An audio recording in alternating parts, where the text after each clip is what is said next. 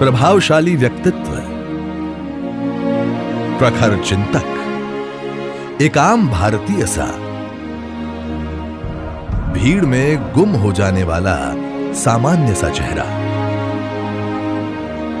जिनके दुबले पतले शरीर में समाया हुआ था आकाश सा व्यक्तित्व, समुद्र सी गहरी सोच और समय पर परिवर्तन के पदचिन्ह छोड़ जाने की अदम्य क्षमता। ऐसे थे एकात्म मानववाद और अंत्योदय जैसे दर्शन के प्रणेता पंडित दीनदयाल उपाध्याय जी, जिन्होंने अपनी पूरी जिंदगी राष्ट्र को समर्पित कर अपने प्रखर विचारों व व्यापक चिंतन से आने वाले समय में राजनीति ही नहीं वरन राष्ट्र नीति की भी नई परिभाषा दी। उनके सिद्धांतों ने एक ऐसे संगठन की नींव रखी जो आने वाले समय में देश की नीति का निर्धारण करने वाला था। दीनदयाल जी बहुआयामी व्यक्तित्व के धनी थे। इस महान व्यक्तित्व में कुशल चिंतक, संगठन शास्त्री, शिक्षाविद, राजनीतिज्ञ, वक्ता व लेखक का प्रतिबिंब था। 25 सितंबर 1916 को मथुरा जिले के छोटे से गांव नंगला चंद्रभान में पंडित दीनदयाल जी का जन्म एक अति निर्धन परिवार में हुआ था। यह कहना मुश्किल है कि यह उनके जीवन की यात्रा का आरंभ था या जीवन के संघर्षों की यात्रा का।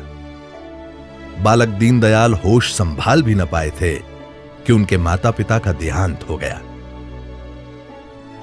दीनदयाल जी ने सीकर के कल्याण हाई स्कूल से मैट्रिक और पिलानी के बिड़ला कॉलेज से इंटर की परीक्षा पास की।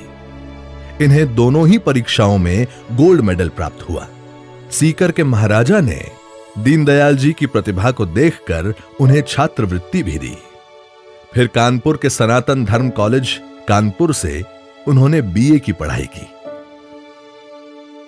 जो विषय यहां पढ़ाए जाते थे, दीनदयाल जी ने उसका मन लगाकर अध्ययन किया।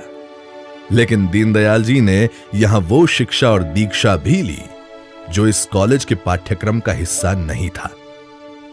यहीं उनका संपर्क श्री बलवंत महाशब्दे से हुआ, जिनकी प्रेरणा से सन 1937 में वे राष्ट्रीय स्वयं सेवक संघ में शामिल हो गए। दीनदयाल जी के लिए यह समय व्यक्तिगत संघर्षों के साए से बाहर निकलकर राष्ट्र की समग्रता के दर्शन का साबित हुआ।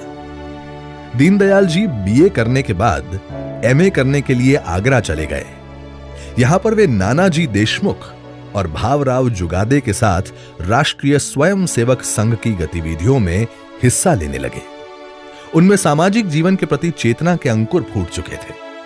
उनके मामा, जिन्होंने बचपन में उनका लालन पालन किया था, उन्हें लगने लगा था कि भांजा अब पढ़ लिख गया है, परिवार के लिए कुछ करेगा। लेकिन दीनदयाल जी का परिवार तो बहुत विशाल था। समस्त भारत को उन्होंने अपना परिवार मान लिया था। दीनदयाल जी का लक्ष्य कुछ और ही था। उन्होंने अपने लक्ष्य की प्राप्ति के लिए सिविल सेवा परीक्षा में उत्तीर्ण होने के बावजूद उसका परित्याग कर दिया। उन्होंने अपने संकल्प के बारे में अपने मामा जी को जो पत्र लिखा, उसकी बानगी देखिए। राष्ट्र के प्रति समर्पण की जिद नजर आती है। जब किसी मनुष्य के किसी अंग को लकवा मार जाता है तो वो चेतना शून्य हो जाता है। इसी भांति हमारे समाज को लकवा मार गया है। उसको कोई कितना भी कष्ट क्यों न दे, पर महसूस ही नहीं होता। हर एक तभी महसूस करता है जब चोट उसके सिर पर आकर पड़ती है। हमारे पतन का कारण हमारे संगठन की कमी ही है। बाकी बुराइयां, अशिक्षा आदि तो पतित अवस्था के लक्षण मात्र ही हैं। इसीलिए संगठन करना ही संघ का ध्येय है। इसके अतिरिक्त और वो कुछ भी नहीं करना चाहता। परमात्मा ने हम लोगों को सामर्थ्य बनाया है। क्या फिर हम अपने में से एक को भी देश के लिए नहीं दे सकते? आपने मुझे शिक्षा, दीक्षा देकर सब प्रकार से योग्य बनाया। क्या आप मुझे समाज के लिए नहीं दे सकते, जिस समाज के हम उतने ही ऋणी हैं? यह तो एक प्रकार से त्याग भी नहीं है, विनियोग है। समाज रूपी जीवन में खाद देना है। फिर उन्होंने पीछे मुड़कर नहीं देखा। देश स्वतंत्र हो चुका था, पर समाज संगठित नहीं था। देश में कई विसंगतियां पैदा हो रही थी। उनमें सत्ता का लोभ नहीं, समाज में वैकल्पिक विचारधारा की स्थापना का दृढ़ निश्चय था।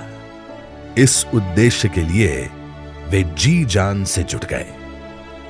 दीनदयाल जी के अनुसार भारत जिन समस्याओं का सामना कर रहा है, उसका मूल कारण इसकी राष्ट्रीय पहचान की उपेक्षा है।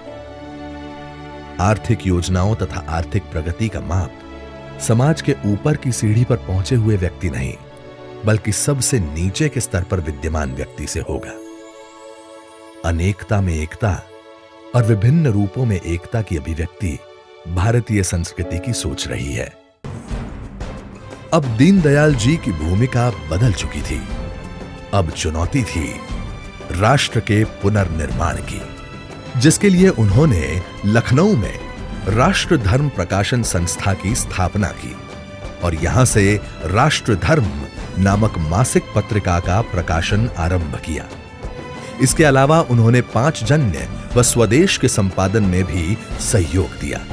अपने सार्वजनिक जीवन में उनकी सादगी और सरलता मानो एक किंवदंती बन गई थी। उनके वैचारिक दृष्टि से ही नहीं, आचार व्यवहार में भी कार्यकर्ता उनसे बहुत कुछ सीखते थे। गंभीर से गंभीर विषय भी अपनी दैनिक गतिविधियों के बीच बड़ी सरलता से निपटा दिया करते। उनकी इन्हीं विशेषताओं के कारण उन्हें राजनीतिक क्षेत्र का दायित्व सौंपा गया। दिनांक 21 सितंबर 1951 के ऐतिहासिक दिन को दीनदयाल जी ने उत्तर प्रदेश में एक राजनीतिक सम्मेलन का सफल आयोजन किया।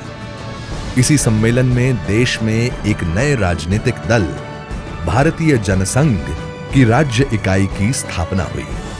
इसके एक माह बाद 21 अक्टूबर सन 1951 को डॉक्टर श्यामा प्रसाद मुखर्जी ने भारतीय जनसंघ के प्रथम अखिल भारतीय सम्मेलन की अध्यक्षता की। दीनदयाल जी में संगठन का अद्वितीय और अद्भुत कौशल था।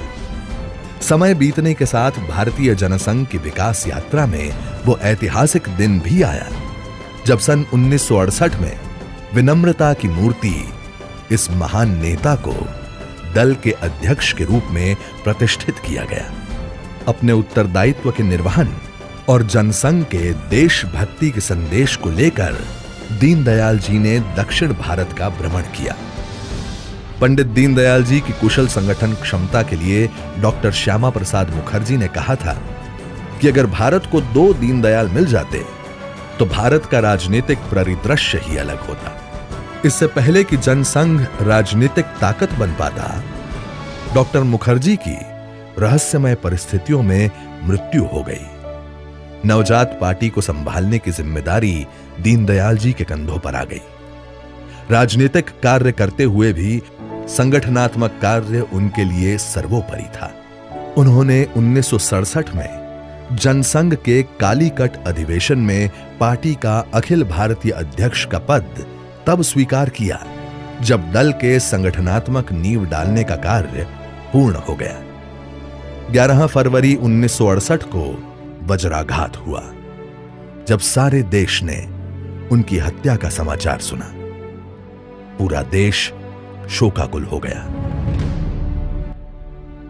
लेकिन जाने से पहले वो देश को दे गए एक ऐसा दर्शन जो देश के मानस पटल से लुप्त होने लगा था।